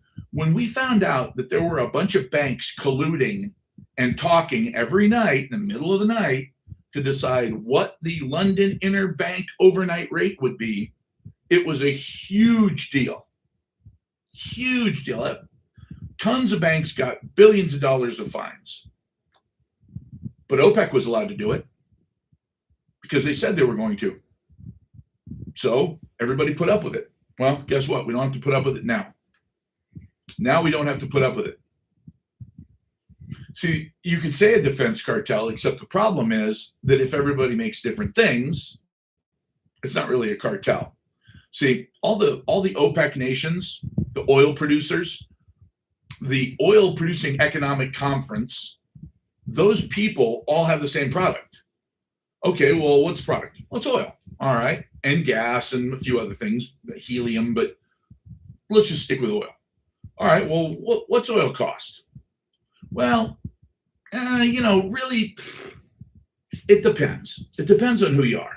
Like, I'll give you an example. If you're Saudi Arabia, you've been pumping oil for a long time, well over half a century, 3/4 of a century. All right, so you've got your oil fields established. You've got your oil, refineries established. Everything's established. Mm-hmm. Yeah. So how much does it cost you to pull a barrel of oil out of the ground? Costs are varies. Okay, cut the bullshit. How much? $18. What? $18. Sometimes it's as low as 15. It really depends. So you get a barrel of oil out of the ground for $15. And you sell it for right now almost 100. Uh-huh. That's a lot of fucking profit. Uh-huh. Well, why do you get to make so much? Well, because we only make a certain amount of oil. Could you make more? Oh, yeah. We could probably flood the Atlantic with oil if we wanted to. I mean, all of us, Kuwait, Iraq, the UAE, Iran, Russia. I mean, there's some big oil producers. None of those are as big as Venezuela. That's the largest in the world. And then, of course, you've got Prudhoe Bay. Nobody even fucking knows how much is up there. It's such a huge oil field. And then you've got Alberta, Canada, which is 4th in the world as an oil field. Oh, yeah, and you got the United States. Then just Oklahoma alone, not Nebraska, not any of the shale, not any of the other stuff. Just Oklahoma alone's probably got a 100-year supply of oil for the United States. It almost sounds like oil's not rare. Oh, it's not. But we hit peak oil, right? We don't even fucking know what peak oil is. There's so much oil. There's so much oil in the world. So why? Okay, let's back up then. If there's so much fucking oil in the world and you can get it out of the ground for $18, in some parts of Texas, $14. If you can get it out of the ground for $14 a barrel, and if you're taking it out of the ground in the United States, you get to write off the $14 as a loss. What? Well, you see, you pulled it out of the ground already, so your well's worth less money. You're shitting me. No. You get to write the loss of that oil off against the profit of the oil sales. So you end up not paying anything in way of taxes. So you could make $13 billion a year? No, a quarter. I remember when Exxon made $13 billion in a year. That was 20 years ago, though. Now they're making $13 billion in a quarter. Okay, hold the fucking phone. And this stuff's not rare? No, not at all. Okay, why is it so expensive then? Well, because we turn the tap off and we turn the tap on. And we turn the tap off and we turn the tap on. Who does this? OPEC. Okay, so let's just say hypothetically we could break up OPEC. Oh, yeah, we could break up OPEC, but then, who gains from that? Everybody in the whole fucking world does. Like, we have energy for damn near free again. Like, it's $1 a gallon. That means that transportation costs go through the floor. That means that literally inflation drops to damn near zero because goods and services being transported, produce going across the country, tractors that till the land, everything's cheaper. Everything is cheaper. Plastic is cheaper. Yeah. Yeah. It would literally be like rolling back time by 20 years. And then all of a sudden, everything's cheaper. Your food is cheaper. Yes, there is a dollar menu again. Yes, you can get steak for $4 a pound. Good steak for $4 a pound. Yeah, but who does that benefit? Everybody. No. It only benefits average, worthless peasants that make up 7 billion people in the world. See, there's a small group of people that don't give a shit what the price is because they're so rich. $25 a pound for steak. So what? I paid $800 for this t-shirt. I paid $700,000 for the watch. Do I give a shit? No. So I don't care what the price is. Now, you might care what the price is, but in order to lower that price, you have to screw the most important people in the world, the only people that matter. And that is the oil companies. They matter. So that's it. They're the only ones who matter. And so as long as you don't matter and nobody gives a shit what you think, this is going to go on. This is going to keep going this way. Oil's going to be $85, $90 a barrel. Energy does control everything. Can't fight a war without it. So all these fancy defense contractors, they can't go to war. You can't pump the war machine. And that, let's face it. It just is a hell of a coincidence that the place we keep fighting wars happens to be the same place that has all the oil. It's almost like the oil industry, the energy industry, and the defense industry are locked in step. And man, wouldn't that be handy for both industries? So, to make sure that the people that live in those countries understand that, look, you can keep the sand. We just want the oil that's underneath it. As long as you give us the oil at our price, the way we say, then we're good. So we've broken that, though. Now, of course, the question is, are we going to do anything different, or are we going to play the same game? Because if we want to play the same game, we can. Now we can be the cartel. We can be, no, that's $80 a barrel. We have Alberta, fourth largest producer. We've got the United States. We've got Venezuela, the largest oil reserve on earth. We have all of these things. Why would we need to have the price so high? Why not? Like, really, why not? What are you going to do about it? Who's going to say anything about it, really? Nobody. So, bottom line is, more than one ingestion is using the primary URL. Send one stream. Am I still streaming? I think I am. Yeah. What in the world? Huh. Interesting.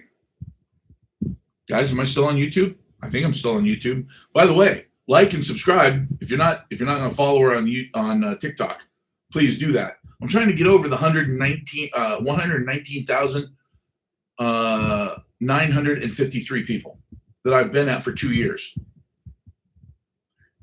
I think they might have frozen my account. Not sure, but it seems odd that I would be at that same amount. I spent $400. Only time I've ever spent money on advertising, and I advertised on TikTok for my silver. I got 65,000 views on the video, hundreds of likes, and dozens of followers, like 100 new followers, said like 154 new followers. But my follower count didn't change. And neither did my amount of likes. Very strange. Tic-tac, it's not adding up. I'm a numbers guy. This is what I do for a living. Numbers aren't adding up, bro. So, got a little thing on over there. That's where I'm going to be posting a lot of I'm going to be posting the Survive the Crisis. The videos for the book are going to be on both. And by the way, Surviving the Crisis, it turned out to be a very interesting book because there are a lot of guys out there that have written books like this one, except the problem is, if you were a Delta guy, awesome. Let's see, many viewers have been thrown out of YouTube. Huh, interesting. Yeah, if you're a guy who was former Delta, you were a Navy SEAL, you're a Ranger, and you're 28 years old, and you decide to write a book about how to survive a cataclysm. Man, yeah, or even worse, SAS or SBS, if you're one of those crazy fuckers, and they write a book about how to survive a crisis. Really? Their advice is going to be something along the lines of, once you strap on the 75 pounds of gear, and then you load up your kids with 35 pounds of gear each. All you got to do is, when you bug out, you just hike the 48 miles, the 92 kilometers to your bug out location. And then on day 2, and it's like, the fuck, are you people crazy? Like, we're talking about, in my case, we're talking about a bunch of slightly pudgy, middle-aged Americans. They're not walking 90 kilometers in a day. They're not walking 9 kilometers in one day. As a matter of fact, they've got 5 kids. They're not going anywhere. They got to bug in. Well, there are some things about bugging in that most people who are used to, see, there you go. Even SAS, he's smart enough that he's like, I ain't walking that far. 3 kilometers. I got about 1.5 miles, and I'm good. 8 kilometers, 1.6 kilometers per mile. So yeah, he's smart. He's like, I'm walking a mile. That's where I'm making my stand. But the bottom line is, the idea that a lot of these guys talk about, like, hey, once I've gotten my bug out location, if you're coming after me, you're going to get a face full of lead. And it's like, okay, I get it. There are guys out there that are qualified for that. If you were an Army Ranger, if you were airborne, if you were a Marine, I get it. Your first instinct is, yeah, come try to take it. But if you're in a city, you have to understand that in a city, after a grid down scenario, like just call it a solar flare. We just had a solar storm that damn near took out the grid 2 years ago. Nobody even knew it at the time. Back in April of 2024, we had an enormous amount. We don't have any troops that I'm aware of in Venezuela. Nothing active. I mean, we might have a few advisors, but not a lot. In Ecuador, we have the entire base of boots on the ground there. Like we landed in Ecuador just after we hit Iran.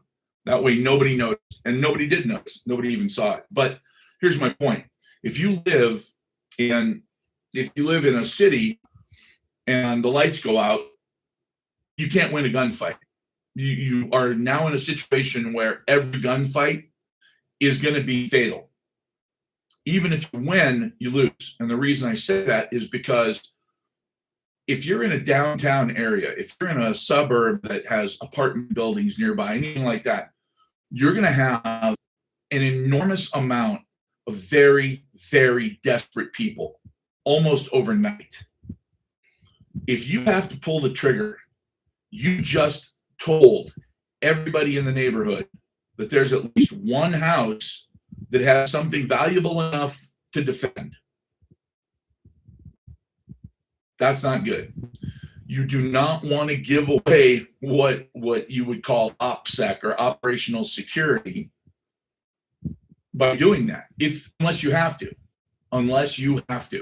So what do? You do what guys that are really good at snooping and pooping do. You maintain security through obscurity. Remember that that visibility is vulnerability. If people don't see that there's anything about your house that's special or worth going into, they're not going to go into it. If it looks beat up on the outside, and again, I just saw this. This was absolutely, it blew my mind. Well, we don't call them silencers, Doug. Those are illegal. We call them suppressors, and those are actually legal in a lot of states now. I'm not even sure. The Supreme Court's going back and forth and back and forth. It's all but crazy about, or do you need permits? Who do you need to be? Can you be a felon? Apparently, felons now they're clearing the way for felons, non-violent felons, to own handguns. All right, I don't have a problem with that. Look, man, I'll give you an example. If you got caught with a bag of weed in your car 20 years ago, you're a felon. Does a bag of weed mean that you can't own a gun? No, look, pot smokers are probably the best guys to have guns because they're like, unless you're a Taco Bell. Maybe then they'd be a threat. But other than that, other than the munchies, weed smokers are like the mellowest people, so fuck it. But again, you want to be in a situation where you're as invisible as possible. So, to give you an example, one guy who wrote a book was talking about how to sandbag the front of your house.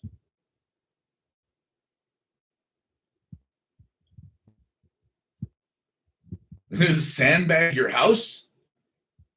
I mean, can you say, I got a lot of valuable stuff in here that I will do anything to defend without saying it? Yeah.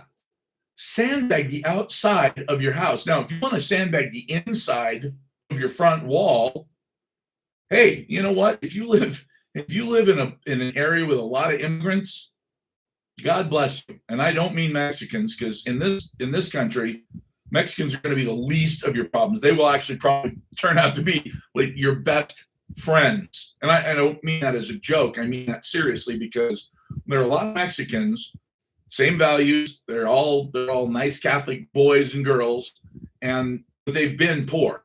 They know how to survive. They know how to make shit last. They know how to do things. They know how to repair stuff that you would normally throw away. They're going to be a valuable asset.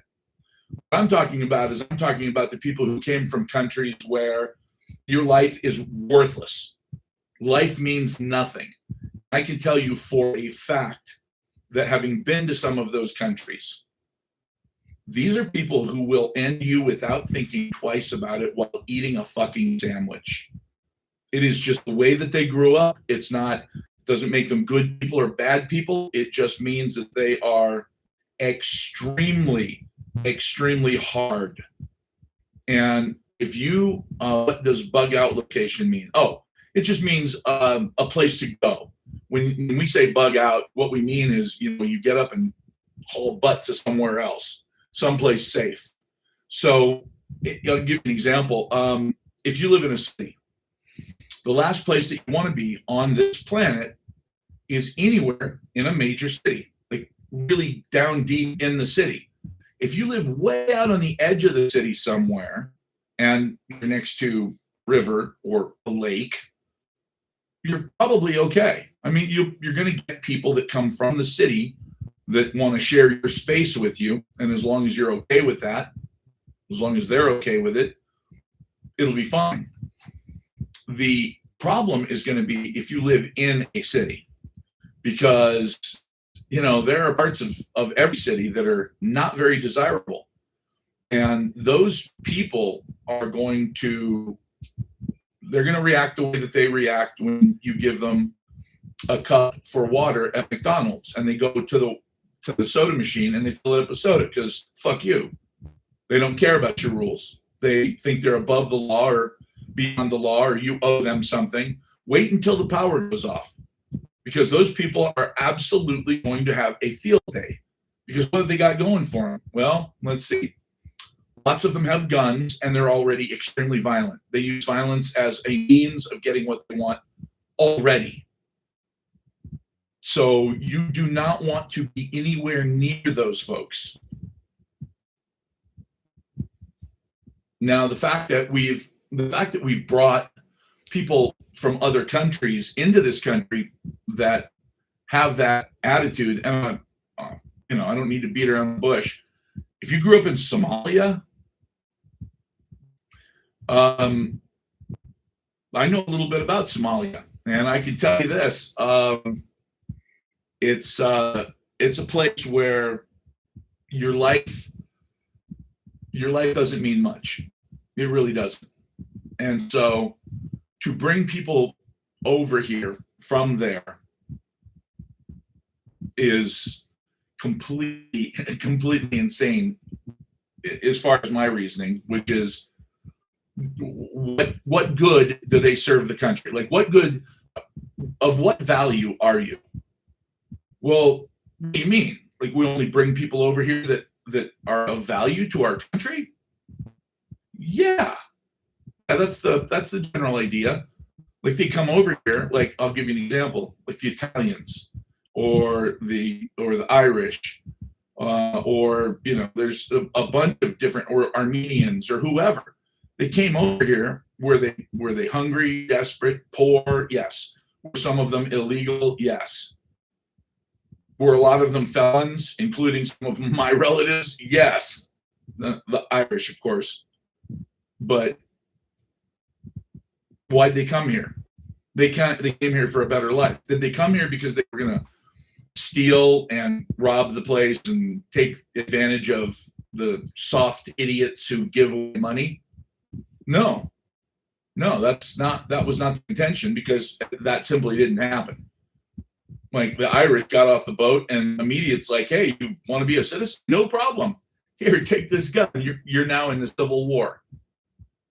What Civil War? Oh, you'll learn about that. You just grab this gun and go get your uniform. Oh shit, So, but when I look at something like what's going on in Minnesota, it's like, those people don't like you. If you're an American citizen, they don't like you. They don't like you because they think that your religion is bullshit. They think that your ethnicity shit that we're from. They think your laws are bullshit. They ignore them. They don't like you. They don't like this country. What they like is the wealth. That's it. How much can I get from you? Now, if you can give me enough, I'll stay here. If not, I'll take what I can get and I'll go back to my country and I'll live like a king in my own country.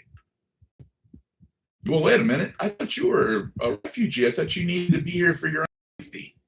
Yeah, sure. That's it. So, bottom line is this: if we're in a grid down situation and you live anywhere near those people, you want to get out of that area as quickly as you possibly can. Like, bugging out is an issue.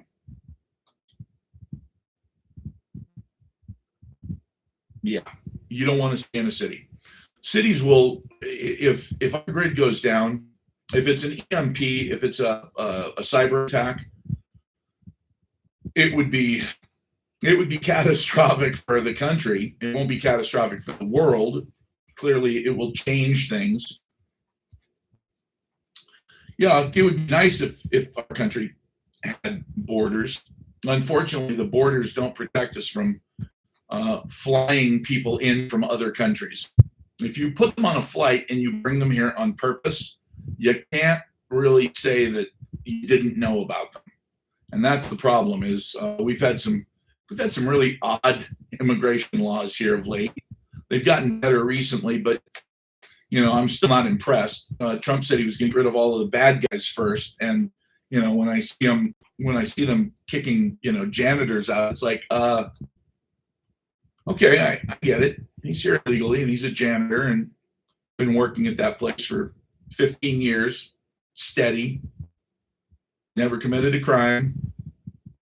Can we get rid of the bad guys first, like we talked about? Because there's lots of them. There's so many of them. California, my God, Northern California. Do you know how many illegal immigrants are in Northern California growing weed illegally? Oh, well, who cares? You're just growing weed. Weed's not even illegal. No, but the pesticides that they use to grow the weed are the most toxic chemicals ever. They're super illegal. What? Yeah. And a car will not be good bug out vehicle. Well, it depends.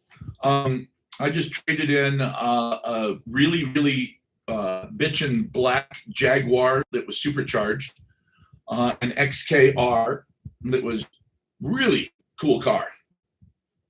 And I got myself a 95 Ford F-250 pickup truck. Now, why? Why would I do that? Well, it looks like a brand new truck. It's a one owner. The lady has spent, $14,000 keeping it perfect. It was a ranch truck, so it's only got 100,000 miles on it, even though it's a 95. So it's what is it called? Oxford white, like pretty much every Ford vehicle. And it looks like a brand new truck. The inside looks brand new. The outside looks brand new. No dashboard cracks or anything. It's hilarious. It's still got all the original stuff in it. I have to have a club for the steering wheel, but it'll start. I know that. I know it'll start. The odds of it not starting are very, very slim. Now, what are the odds of anything between 92 and up not starting? Hard to say about anything after 2008 because literally that's the last time anybody cared enough to check. I know it sounds hard to believe, but nobody has bothered to do a large study on what vehicles would start after an EMP or solar flare after 2008. So from 92 to 2008, we know that cars will massively fail at a rate of 18%. That's a catastrophic failure. That means it's going to die as you're driving. Now, well, that's kind of dangerous. Yeah, it's just going to coast to a stop. Okay. But what about 2008 till now? It's a lot more electronics. It's a lot more computer centric. I don't know. Nobody knows. Could be a lot more than 18%. Well, here's the thing. Okay. I got a buddy who lives in Central California. You know who you are. If you're out in the middle of bumfuck where he lives, you're driving along and 18% of the cars stop running, nobody cares. You're going to pass a guy. His car's going to be off on the side of the road. I'd say, hey man, what happened? I don't know. My car just quit. You go another quarter of a mile, half a mile, and you see another guy. You pull up and go, hey man, what happened? I don't know. My fucking car just quit. And you're like, huh. Go another mile or two, and there's another guy. That's not what it's going to be like in a major city. You're sitting at a light, and 18% of the cars die. That's gridlock. You're not leaving that intersection ever. That's it. You're done. Get out and start running. And you better hope that your kids know what to do if they're in school. Because if it happens during the day when school's in, you think that the teachers, once they realize how desperate the situation is, do you think you're going to stay there all day and all night with your kids when their kids might be 10 miles away? Nope.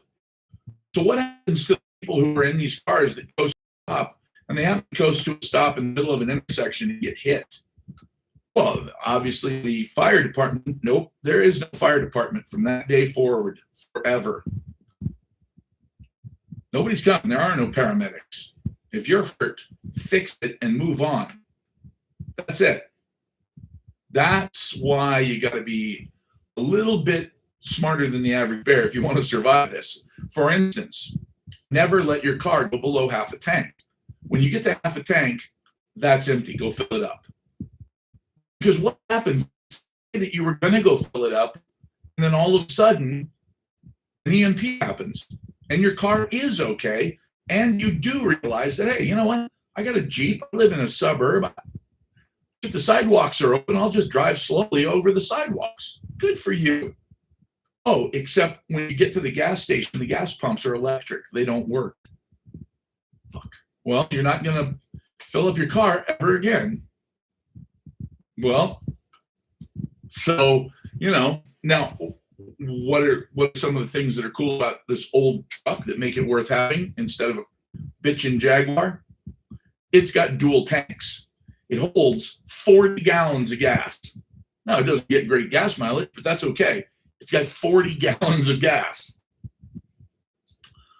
The same thing with water bottles. The moment that you look down and realize that your cell phone is dead, and you look up and see that your alarm clock is dead, and you start checking things and everything in the house is dead, and it's like, okay, well, shit, now what? Immediately plug your tub in your house, plug all the sinks, and turn on every tap that you've got. Because if you live in an area where you don't have access to water, you're really dead. Like right now dead. So these are the types of things that's why I keep telling people, you got to buy this book. You got to buy the book. It's right there on my bio. You just touch the thing. I'll send you the book. By the way, all these people that are charging, like one guy said $130 sale for $40. What? Are you crazy? Well, I used to be a Navy SEAL. Oh, so your advice sucks then, probably. That's just the way it is. These guys think from the standpoint of overwhelming force and being able to push the enemy back, blah, blah, blah, superior tactics. And it's like, look, if you are awesome, if you're somebody who is 55, 60 years old, you're in okay shape, but look, you're not going to go be on American Ninja. You got a couple of kids, or perhaps a significant other who's slightly compromised, and you don't have the ability to do all of these crazy things to survive. Then you have to be clever. Like, I can't tell you how much more important it is to be clever than to be strong. Period. And I've learned that the hard way. Trying to muscle your way through life, not such a great idea. Being clever beats being strong, and if you're both, good for you. But if you've got to, if you've only got one option, pick clever, and that's what I'm trying to teach people to do. you don't cook. There's no cooking anymore. If the grid goes down, you're done cooking. If you live in a city, you don't fucking cook. Because if you cook, people are going to kill you. They're going to take your food. They know what you've got. They're going to come get it, you know? And where do you learn these lessons? Who knows about this stuff? Well, talk to people in Venezuela. We starved Venezuela to the point where they were literally, and I saw this with my own eyes. It was so sad. I saw 4 guys in ties, shirts and ties, chasing a bull across a field, trying to figure out how to bring this bull down so that they could try to kill it somehow with their bare hands. They just pulled over on the side of the road. They literally pulled over on the side of the road and they were like, let's try to kill that thing. They didn't have a gun or knife or anything. Do you know how desperate you have to be to, as a 150-pound man in dress shoes, to jump a barbed wire fence and go after a 1,000-pound bull? That's nuts. But that's what hunger does, you know? Good guess. Yamaha W200. Yes, very good on gas. That's about 100 miles per gallon, 85, something like that. Was that Fox News? I remember seeing that and just thinking to myself, Jesus, this is out of control. Like, these people are literally starving to death. This is bullshit, because we were doing it to them. They weren't doing what we wanted, so we were like, okay, let's just shut off the tap of goods and services until they are so desperate and so hungry that they overthrow their government, which they didn't do. Kind of like Cuba. Oh, the Cubans are so mean, they're so bad, they're so awful. It's like, what are we talking about here? Cubans? Cubans are cool people. Yeah, but it's that 25 guys in charge. So we're going to starve how many thousands of people to death? Well, as many as it takes, because it's at 25 guys. Okay. So you're willing to sacrifice? Oh yeah. It's like Shrek, Lord Farquaad. It's going to be a big sacrifice, but I'm willing to have you make it for me. Okay. My point is this: we've seen what desperate people do, and the old saying that desperate people do desperate things. That's not a joke. It's not cliche because it's untrue. If people know that you have food, and that's another thing, it's like silver. People say to me all the time, well, what do I do about hiding silver? Well, that's easy. Hiding silver somewhere in your house is so easy that it's almost ridiculous. There are so many good places to hide silver. The problem is you can't talk about it. If you go to the bank and they offer you a jumbo CD at 2%, and you say, oh, no, I would never do that. I buy silver. I probably have 10,000 ounces of silver in the walls of my living room. Well, okay. Is Maria dangerous? No. She's a sweet girl. By the way, Maria has really bad taste in boyfriends, though. See where I'm going? So that's why you don't talk about your silver, period. Keep that shit quiet. Security through obscurity. Goes back to that. Well, that's the thing. You can do that. It's pretty funny because, that's how they find the pot full of gold over in Europe all the time. Is people buried them before they had banks. And then, something happened and they died and they never went back and dug them up. But yeah, you can put it in your yard. One of the things that I made a video about this the other day, I haven't posted it yet. I found a can of green beans, generic green beans. It's like a 6-pound can, this big ass, economy size jumbo thing. And I looked at it and I thought, nobody would ever steal this. This is just generic green beans. No thanks. So yeah, could you fit $50,000 worth of silver in that can and put it in the back of your pantry? Of course. I joke all the time about chamomile tea. Sleepy time chamomile tea. I can't imagine that a gay folk singer is going to break into your house, but if they do, well, then you might find your silver. Otherwise, probably not. Unless you live in Portland. If you live in Portland, don't put it in one of those. So anyway, all right. 9:15. Do you still have a minimum requirement? No, Mary and AJ, since you're local, I do not. Me and Mary buy something every time. There you go. That's perfect. All right, guys. I'll see you tomorrow. We'll do this again. By the way, do me a favor. Follow me on TikTok, because if you do, I can find out that this algorithm thing has been lying to me for 2 years, because I'm at 119,953. So thanks for that.